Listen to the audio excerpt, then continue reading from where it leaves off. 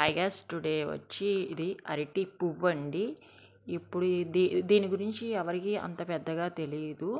పిల్లలకి పెడితే చాలా మంచిదండి. లివర్ ప్రాబ్లమ్స్ ఉన్నా సరే వాళ్ళకి చాలా బాగుంటుంది. అసలు దీన్ని ఎలా క్లీన్ చేసుకోవాలి, ఎలా కూర వండుకోవాలి ఈ వీడియోలో చూద్దాం.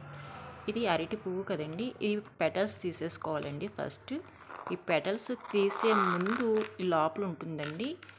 ఇవి ఉన్నాయి కదండి, నేను చూపిస్తాను. ప్రతి పెటల్స్కి ఆపోజిట్ డైరెక్షన్లో ఉంటాయి ఇవి.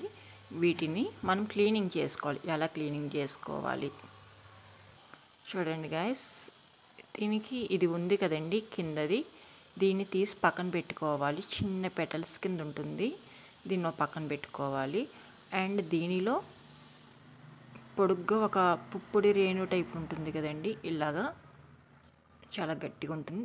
ఇది అవసరం లేదు, ఇది వేస్టేజ్ అండి. దీన్ని తీసేసుకోవచ్చు. మొత్తం అన్నీ ఇలా క్లీన్ చేసుకుని పక్కన పెట్టుకోవాలి. ఇవి క్లీన్ చేసుకునే ప్రాసెస్లో మన హ్యాండ్కి బ్లాక్ అవుతుందండి. అలా కాకుండా ఇది వచ్చి ఆయిల్ అండి. కర్రీలో మనం వాడతాం కదండి, ఆయిల్ చేతులకి రాసుకొని అది నెమ్మదిగా తీసుకోవాలి. అలా క్లీన్ చేసుకున్న వాటిని మనం ఒక బౌల్ తీసుకున్నామండి. ఈ బౌల్లో 1 టేబుల్ స్పూన్ సాల్ట్,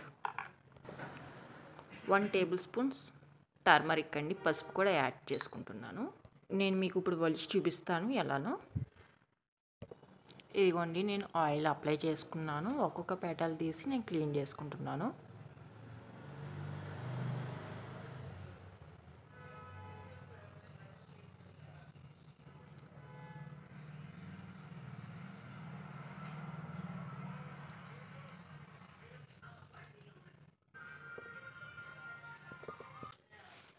ఇవ్వండి, ఇవి పెటల్స్ అండి.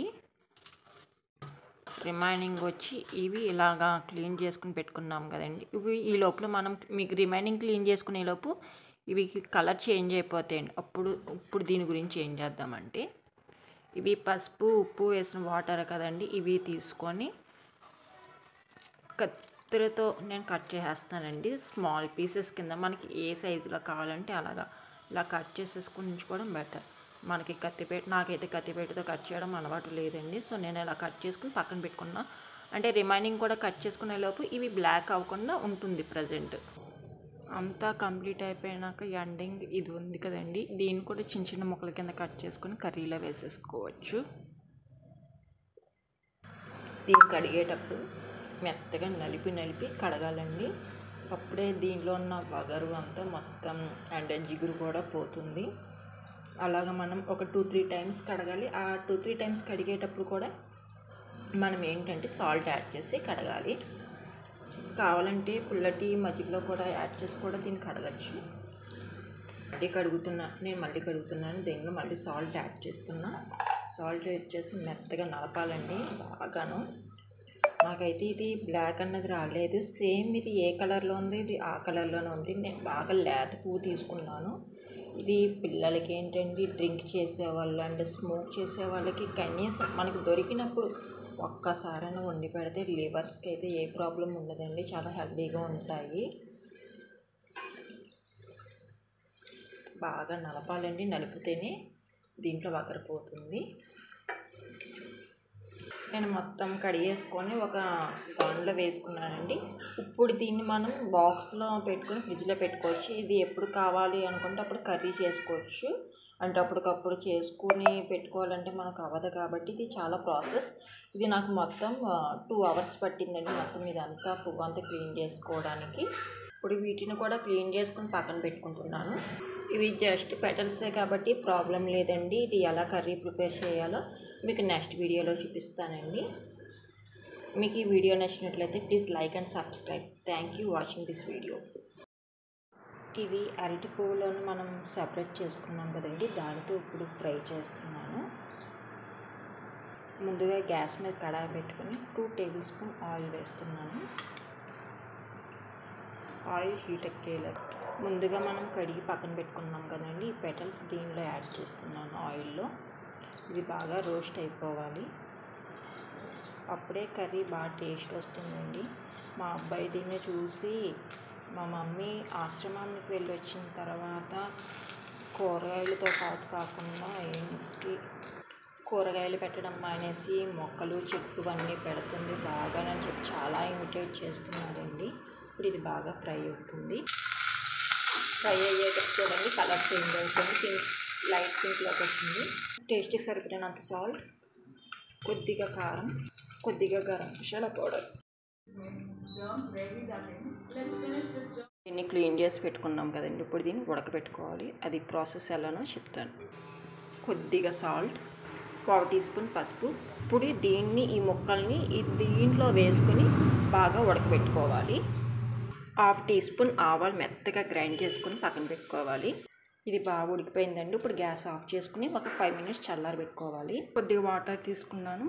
దీనిలో బాగా చిన్న నిమ్మకాయ సైజ్ అంతా చింతపండు నలిపి దీన్ని బాగా మగ్గబెట్టుకోవాలి. పులిహోరకి ఎలా మగ్గబెట్టుకుంటాం చింతపండుని అలా మగ్గబెట్టుకోవాలి. దీనిలోకి 1 టేబుల్ స్పూన్ ఆయిల్ వేసి బాగా ఉడకబెట్టుకోవాలి. ఈ స్టేజ్లో ఉండగా గ్యాస్ ఆఫ్ చేసుకోవాలి. గ్యాస్ ఆన్ చేసుకొని నేను ఒక చిన్న కప్పు అంటే 1/2 కప్పు ఆయిల్ యాడ్ చేస్తున్నాను. 1 టేబుల్ స్పూన్ పల్లీలు, 1 టేబుల్ స్పూన్ పచ్చిశనగపప్పు, 1 టీ స్పూన్ ఆవాలు అండ్ 1/2 టీ స్పూన్ జీలకర్ర, 1 టీ స్పూన్ పొట్టుమినపప్పు. ఇవన్నీ వేసి దోరగా ఫ్రై చేసుకోవాలి. కొద్దిగా కరివేపాకు, కొద్దిగా ఇంగువ, ఎండుమిరపకాయ. దీన్ని బాగా వాష్ చేసుకొని నార్మల్ వాటర్తో కూడా కడిగిన తర్వాత గట్టిగా పిండుకొని పక్కన పెట్టుకున్నానండి. ఇప్పుడు దీన్ని కూడా మనం ఈ తాలింపులో యాడ్ చేసుకోవాలి. ఒకసారి మిక్స్ చేసుకుందాం. ఉడకబెట్టేటప్పుడే నేను సాల్ట్ యాడ్ చేశానండి. నేను అందుకే సాల్ట్ కూడా నేను మళ్ళీ వేయలేదు. పసుపు కూడా అప్పుడే వేసాను. కావాలంటే మనం టేస్ట్ సరిపోతే కొద్దిగా సాల్ట్ అండ్ పసుపు కూడా యాడ్ చేసుకోవచ్చండి. ఇది పిల్లలకి చాలా హెల్తీ అండి. లివర్ ప్రాబ్లం ఉన్న వాళ్ళకి తినిపిస్తే చాలా మంచిదండి. అంటే పిల్లలకే కాదు పెద్దవాళ్ళు కూడా తినచ్చు. ఇది చాలా హెల్తీ ఫుడ్ అండి. కాసేపు మగ్గనిద్దాం. ఈ తాలింపులో ఆవపిండి కూడా నేను మెత్తగా దంచుకుని పక్కన పెట్టుకుంటున్నా. ఇప్పుడు దీనిలో మనం చింతపండు ప్యూరీ చేసుకున్నాం కదండి. 2 టేబుల్ స్పూన్స్ యాడ్ చేస్తున్నాను. అంటే మనకి ఎంత పులుపు సరిపోతుందో చూసుకుని యాడ్ చేసుకోవాలి. ఇది అరటి పువ్వు చాలా బాగా ఉంటుంది కాబట్టి నేను టేస్ట్కి తగ్గట్టుగా యాడ్ చేస్తున్నాను. నాకు ఆల్మోస్ట్ ఇంక మిగిలింది కూడా సరిపోతుంది.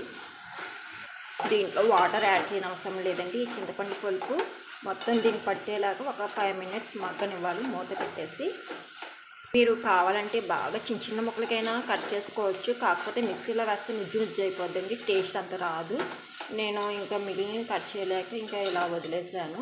మధ్య మధ్యలో దీని పలుపు తగులుతూ ఉంటే చాలా టేస్ట్ ఉంటుంది. తినే కొద్ది ఇంకా తినాలి. పిల్లలు అయితే ఇంకా కావాలని అడుగుతారండి. మా చిన్నప్పుడు బాగా ఎక్కువ చేసుకుని తినేవాళ్ళం ఈ కర్రీ. ఇప్పుడైతే ఎవరికి తెలియదు. ఏదో అరటి చెట్టుకు పువ్వు పూసింది, ఏదో కలర్ఫుల్గా ఉంది అంటున్నారే కానీ అది వండుకొని తింటే మన హెల్త్కి ఎన్నో ఆరోగ్య ప్రయోజనాలు ఉన్నాయండి. ఇది ఇలా మగ్గుతున్నప్పుడు కొబ్బరి పొడిని కూడా వేసుకోవచ్చండి, తురిమేసుకొని. లేదు మేము కొబ్బరి పొడి వేసుకోము, ఆవపిండితో తింటామంటే చాలా టేస్ట్ ఉందండి. కొబ్బరి పొడి కన్నా ఆవ పొడి చాలా టేస్ట్ ఉంటుందండి. ఇప్పుడు ఇది ఒక 5 మినిట్స్ మగ్గనిచ్చిన తర్వాత గ్యాస్ ఆఫ్ చేసేసుకోవచ్చు. ఇప్పుడు దీనిలో ఒక 2-3 పచ్చిమిర్చి చీలికలు యాడ్ చేస్తున్నానండి. ఇంకా గ్యాస్ ఆఫ్ చేసేసే స్టేజ్ కాబట్టి అంటే నేను ముందు వేయలేదండి. ఈ ఫ్లేవర్ ఉంటుందండి. ఇలా పచ్చిమిర్చి ఇలా చీలికల కింద ఎండింగ్లో వేసుకుంటే చాలా బాగుంటుంది కర్రీ. నేను గ్యాస్ ఆఫ్ చేసేసుకుంటున్నాను. ఇది కొద్దిగా చల్లారనిద్దాం. ఇది బాగా చల్లారిపోయిందండి. ఇప్పుడు 1 టేబుల్ స్పూన్ ఆవపిండి యాడ్ చేద్దాం. వేడి మీద వేస్తే ఈ ఆవపిండి ఏమవుతుందంటే చేదు వచ్చేస్తుందండి. అందుకే బాగా చల్లారిన తర్వాత యాడ్ చేసుకుని దీన్ని బాగా కలుపుకోవాలి. ఇప్పుడు కొద్దిగా కొత్తిమీర కూడా యాడ్ చేసుకుందాం. ఫైనల్లీ అరటి పువ్వు ఆవకూర రెడీ అయిపోయిందండి. మీకు ఈ వీడియో నచ్చినట్లయితే please like and subscribe. Thanks for watching the video.